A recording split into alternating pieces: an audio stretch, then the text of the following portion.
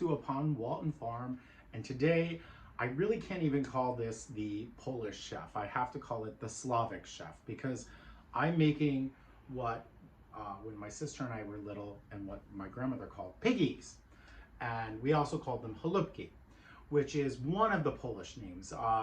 She was probably, her family probably came closer, they came probably closer from Ukraine, because in Ukraine it's called Halupki, which means little pigeon in Ukrainian. Other parts of Poland, like my great aunt Eleanor, would call them gołąbki, which means actually the same thing, and it means a pigeon.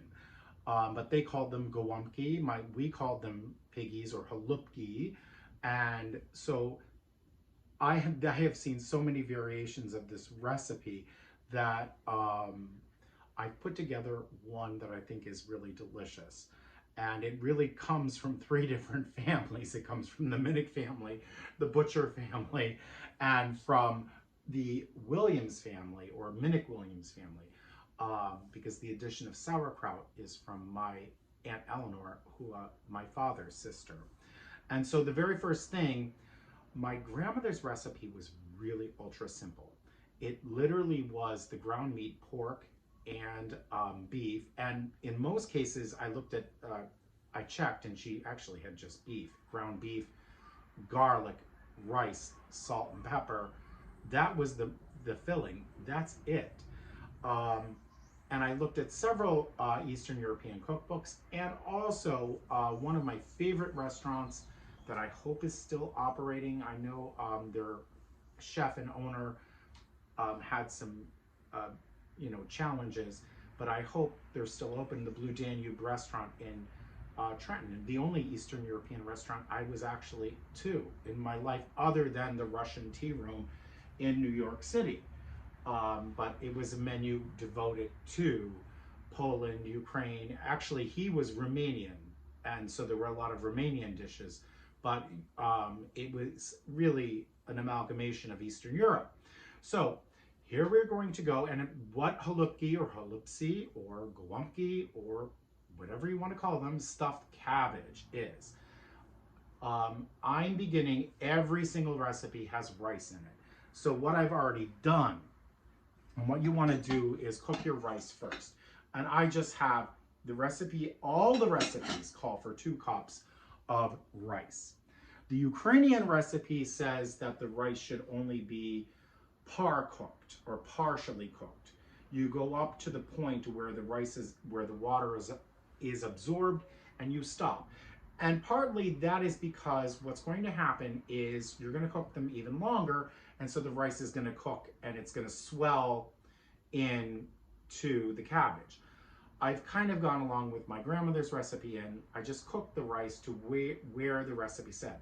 So whatever rice you're using, white, I have made this with brown rice. If anybody is really interested in making this a little healthier, brown rice actually works well in this. So if you do use brown rice, I would say please beat an egg into the entire mixture, the rice and meat mixture.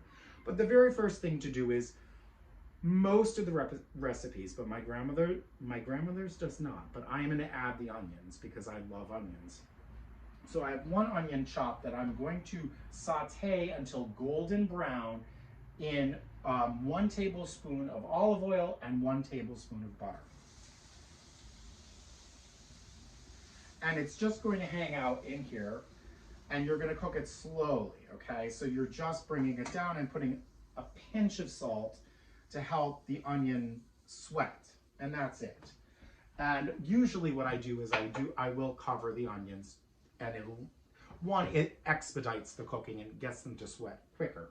The next thing is, I have a huge vat of hot water here, and into that is going to go an entire head of cabbage. I've seen versions of this where, and I've read many things online where they freeze the cabbage first to get the leaves off of it.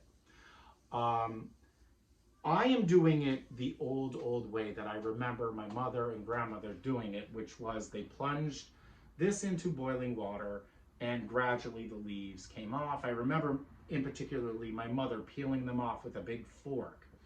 I think it would be like a carving fork. It was a huge fork, and then putting them into a colander.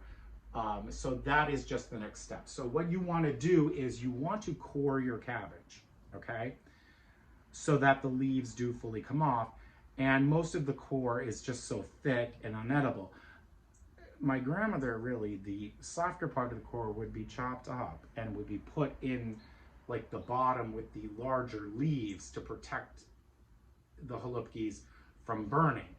I haven't gone that far, but I also have a trick I'm going to show you my grandmother did to make them easier to roll when we put them together.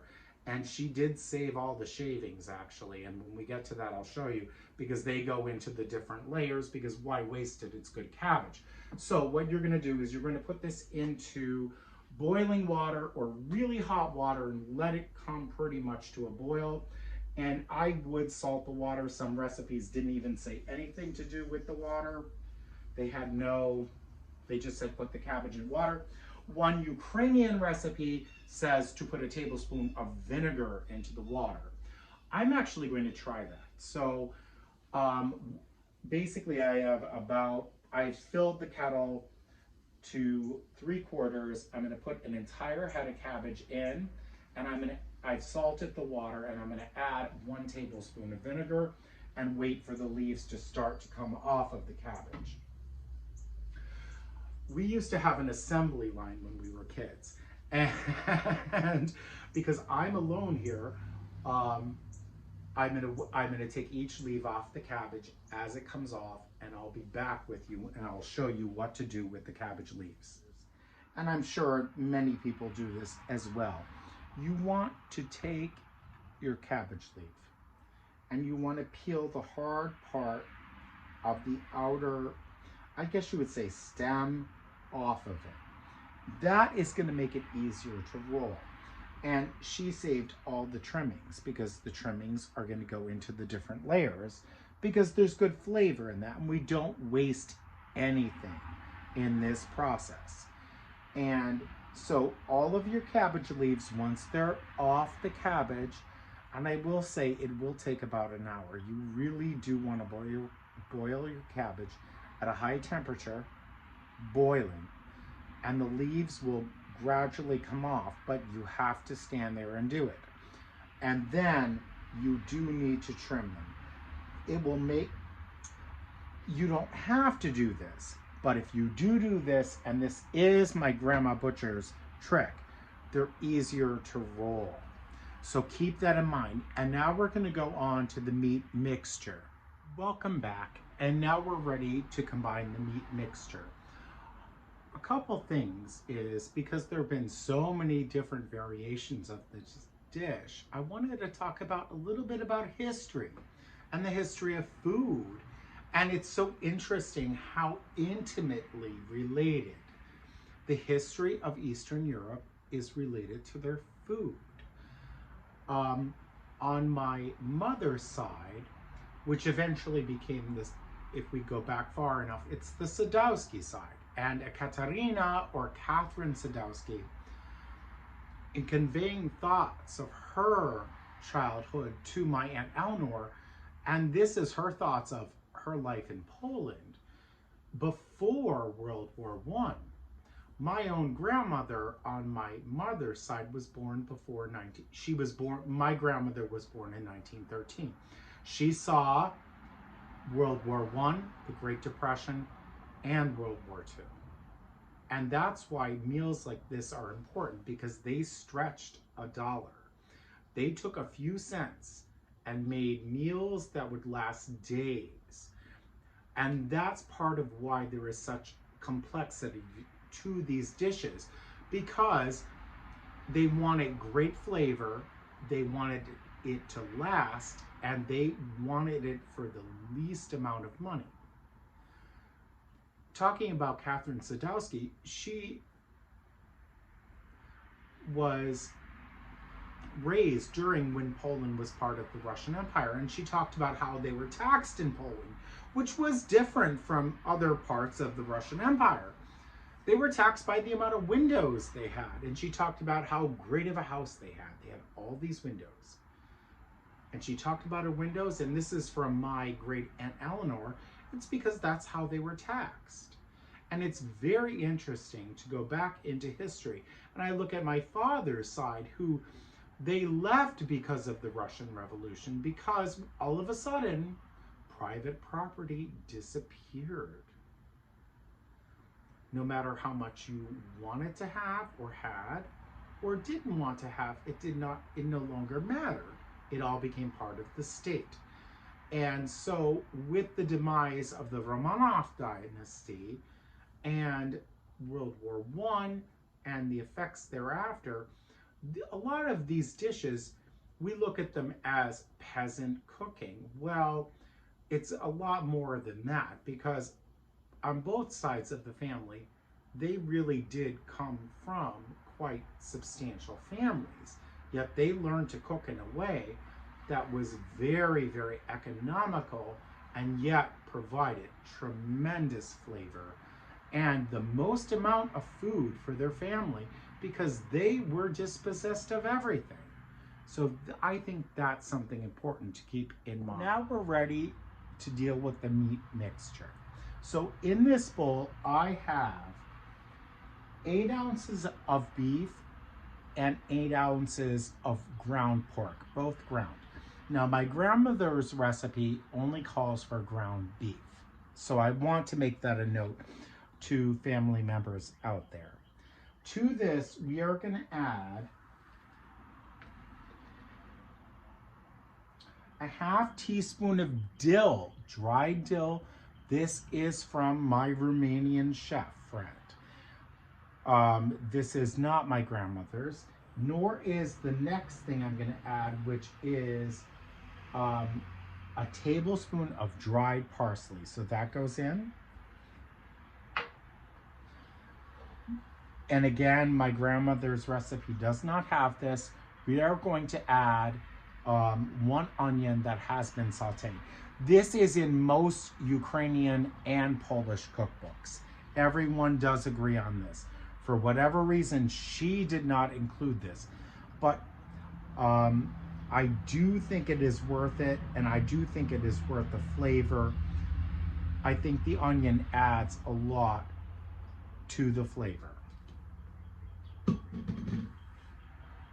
To the same mixture, we're going to add about, I would say, a teaspoon of salt. Now, it says just salt and pepper to taste. It literally just says salt and pepper. So I would say, well, I would not say a teaspoon. I would say more of a ½ of a teaspoon. And then about, again, a ½ teaspoon of pepper. And I'm grinding it in. I do recommend for flavor that it is freshly cracked pepper. And you simply combine the onions, the parsley, salt and pepper. Now to this, we're going to add 1 clove of garlic, okay, that has been chopped. Now that we've combined all the ingredients, what I'd like to show you is all we do now is put the 2 cups of cooked rice. Now, some recipes say that it should be partially cooked, and some recipes say nothing about it, and it's that it's just cooked rice. So the garlic has gone in, and it is 1 clove. Here I'm going to add 2 cups of rice that I've already cooked, and it goes right in and gets mixed. And again, here is how they're stretching a meal. They're using rice, which is inexpensive, with beef. And in this case, I am using the beef and pork mixture. If you do use beef and pork, I will say it will be, I think it's better, because the pork, there's more fat in the pork and it adds a lot more flavor. But you could do this with very lean beef and it will work perfectly fine. So all of this goes in and gets combined. And that's it. And then we're going to stuff the cabbage rolls. When you begin, what you want to do is the outer leaves of the cabbage that are overly green and also very tough and probably discolored, marred in some way, they are going to line the bottom of your pot. Now, on top of that, my grandmother used her own canned tomato sauce, okay? What you want to use if you don't have your own canned tomato sauce that you have made yourself, what you want to do is use crushed tomatoes that have nothing in them. Literally, no salt, nothing to preserve them, simply crushed tomatoes. So look for that because we're going to start lining the pan with that. But you want to set that up first. Your biggest cabbage leaves, then the tomato sauce, which isn't really a sauce. It is crushed tomatoes. Simply, that's it. Nothing added to them. Now I wanted to show you how this is done. The cabbage leaf was trimmed as per my grandmother's advice, and she's right, because you're going to see it will roll beautifully. So you put about a tablespoon or more. This is probably a tablespoon and a half of the mixture. Because most recipes, I don't want to say she says, most recipes say a tablespoon to 2.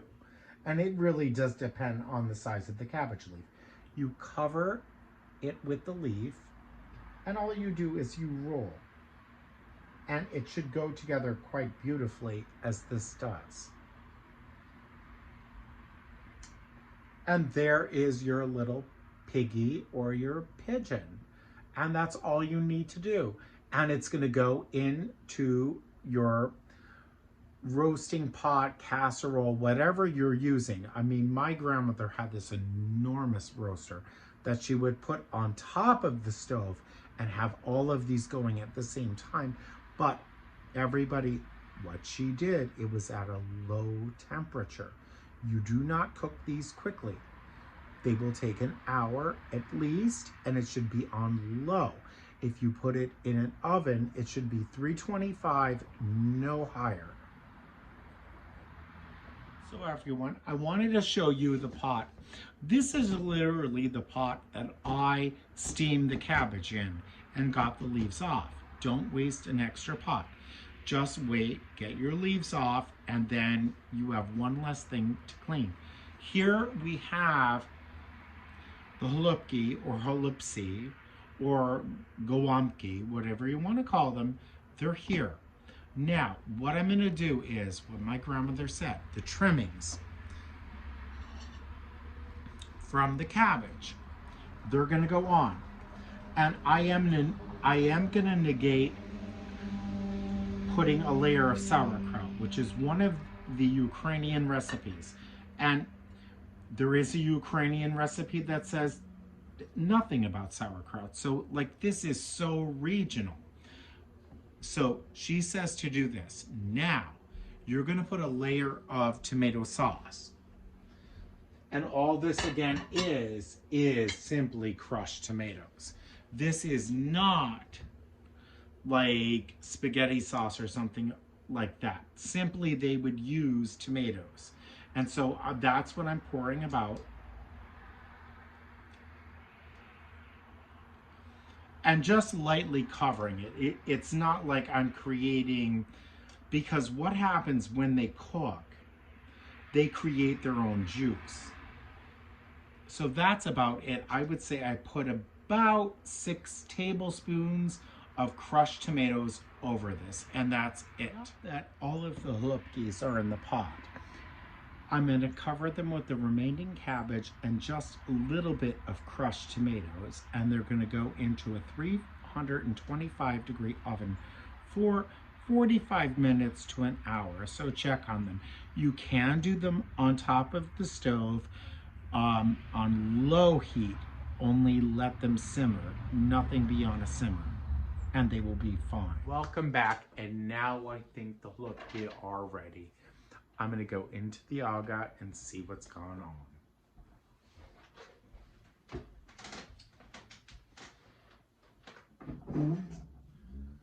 And they do smell ready. I have a feeling they are. Oh, oh.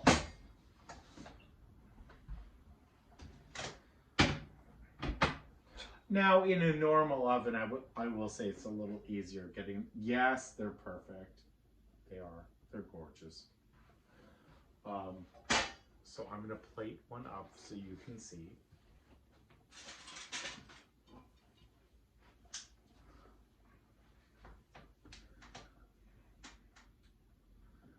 Actually, I'll do two because some of my smaller ones were on top. And then you'll see why my grandmother suggested having all of this extra, keeping the trimmings, because it does help so that you have a sauce afterward. And I think that was what she was going for. We as kids don't quite remember that, like the particular reason why she did that. But it's pretty clear that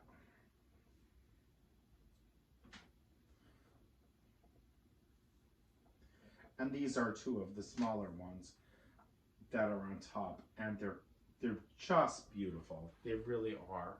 So I hope you will make some halupsi or halupki or glumpki or stuffed cabbage, whatever you want to call them.